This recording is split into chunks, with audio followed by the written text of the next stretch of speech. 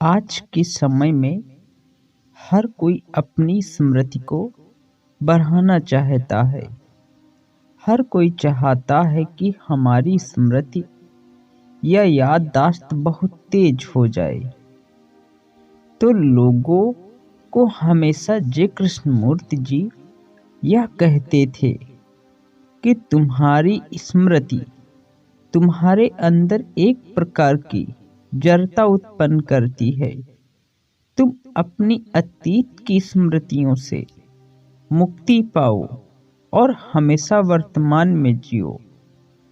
तो एक बार एक व्यक्ति ने बड़ी जिज्ञासा के साथ जय कृष्णमूर्ति जी से यह प्रश्न किया। उसने पूछा, आप कहते हैं स्मृति एक अपूर्व अनुभव है। आपकी पिछली वार्ताओं का मुझे स्मरण है एवं उनकी आज भी मुझ पर गहरी छाप है। किस अर्थ में यह अपूर्व अनुभव है? कृपया इस बात को विस्तार से स्पष्ट कीजिए। तो जय कृष्णमूर्ति जी इस प्रश्न का उत्तर देते हुए कहते हैं, कृष्णमूर्ति कहते हैं, स्मृति से हमारा क्या अर्थ है? आप स्कूल जाते हैं और तथ्यों से एवं तकनीकी ज्ञान से भरे रहते हैं। यदि आप एक इंजीनियर हैं तो आप किसी पुल के निर्माण के लिए तकनीकी ज्ञान की स्मृति का उपयोग करते हैं। यह एक तथ्यात्मक स्मृति है। एक मनोवैज्ञानिक स्मृति भी होती है। आपने मुझे कुछ कहा है, सुखद या दुखद, और मैं इसे याद रखता हूँ। जब मैं आपसे अगली बार मिलता हूँ, उसकी स्मृति के साथ मिलता हूँ। जो भी आपने कहा या न कहा, स्मृति के दो पहलू हैं। पहला मनोवैज्ञानिक और दूसरा तथ्यात्मक। वे दोनों हमेशा एक दूसरे से संबंधित होते हैं, इसलिए साफ तौर पर अलग अलग नहीं दिखाई देते। हम जानते हैं कि तथ्यात्मक स्मृति आजीविका के लिए आवश्यक है, लेकिन क्या मनोवैज्ञानिक स्मृति आवश्यक है?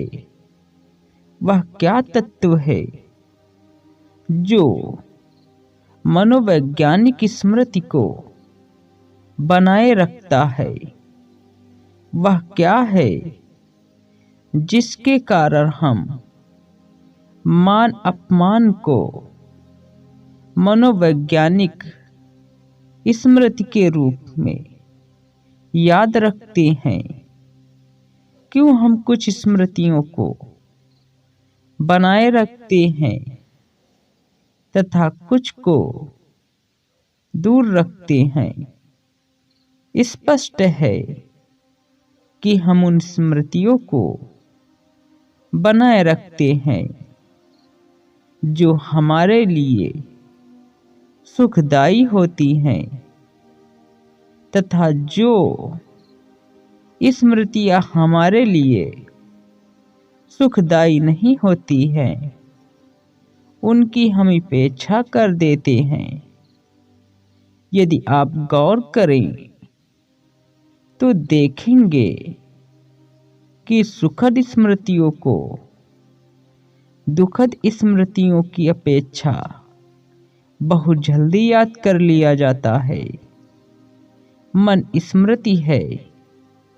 स्तर चाहे जो भी हो, चाहे जिस नाम से आप उसे पुकारें, मन अतीत की उत्पत्ति है। यह अतीत पर आधारित है और अतीत एक स्मृति है, एक संस्कार बद्धता है। अब इसी स्मृति से हम जीवन का सामना करते हैं, नई चुनौती का सामना करते हैं। चुनौती सदैव नई होती है, लेकिन हमारा प्रत्युत्तर सदैव पुराना, क्योंकि यह प्रत्युत्तर अतीत का परिणाम है। अतः स्मृति से रहित होकर अनुभव करना एक अवस्था है और स्मृति के साथ अनुभव करना दूसरी। तात्पर्य यह है कि एक चुनौती होती है जो सदा नवीन होती है। मैं उसका सामना उस प्रत्युत्तर से करता हूं जो अतीत से बंधा है। तो क्या होता है, मैं नवीन को आत्मसात कर लेता हूं, उसे समझता नहीं हूं और नवीन का यह अनुभव अतीत से संस्कारित हो जाता है।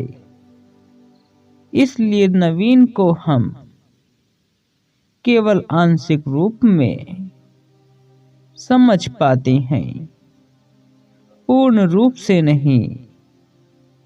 जब किसी चीज की पूर्ण समझ होती है, केवल तभी उसकी स्मृति के निशान शेष नहीं रहते।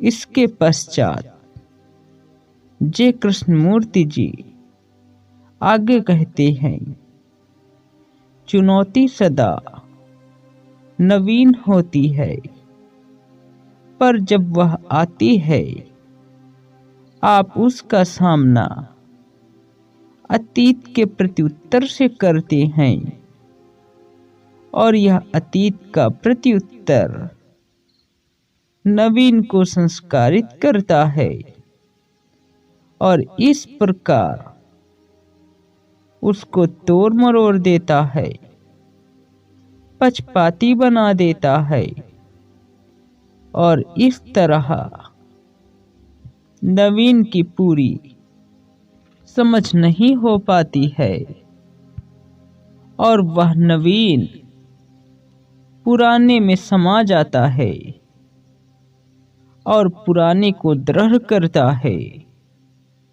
यह कुछ आपको क्लिष्ट नहीं लग रहा होगा, परंतु यदि आप इस बात की बारीकी से तथा ध्यान से जांच पड़ताल करें तो इसे समझना कठिन नहीं है। आज के विश्व की परिस्थिति एक नवीन दृष्टि की मांग कर रही है, क्योंकि समस्या नित्य नई होती है और हम इससे निपटने का तरीका भी नया चाहते हैं। हम उसको एक ढंग से देखने में सक्षम नहीं हैं।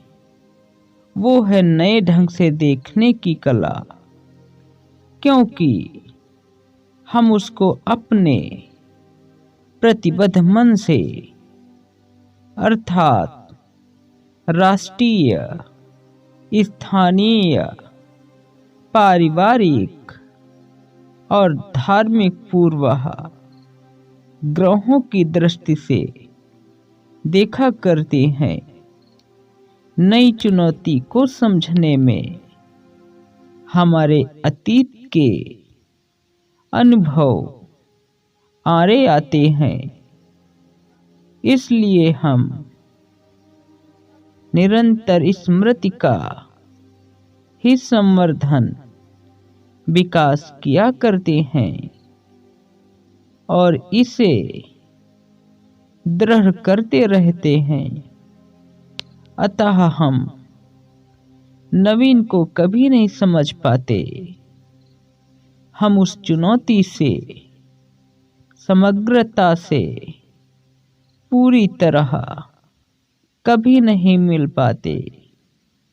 जब व्यक्ति किसी चुनौती का सामना नएपन से, ताजगी से करता है, अतीत से मुक्त होकर करता है, केवल तभी वह चुनौती अपने फल, अपने खजाने उसे देती है।